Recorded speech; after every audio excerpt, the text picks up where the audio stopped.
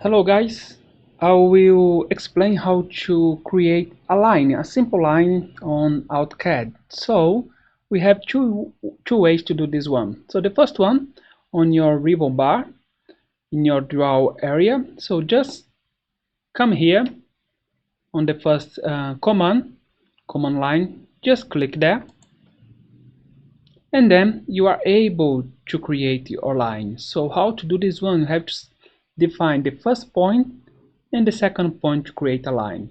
So just one click there to start your line. Then you'll be able to drag your mouse on which direction you'd like to create that line. So in that case, so I'm able to go in a horizontal way, my right side, or my left side.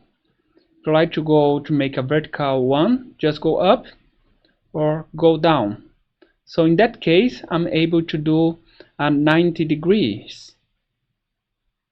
If I like to make different angles, so on the bottom in your auto mode, just unselect this one and you'll be able to choose your way in different angles. Okay, to finish your line, you'll be able to click somewhere in your area, or just define the dimensions. So in my case, I have here 4,000 something, so I'm gonna type 5,000 and just press enter or space bar, and then your line was created. So if you'd like to keep going from that point, just choose your direction that would like to create the second line. If you finish that first line, just press escape and your line has done.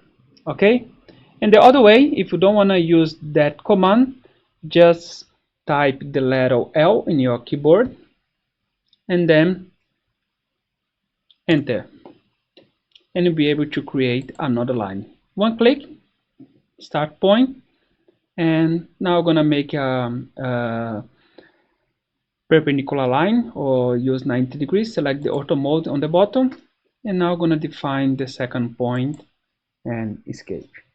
All right, thank you, that's it.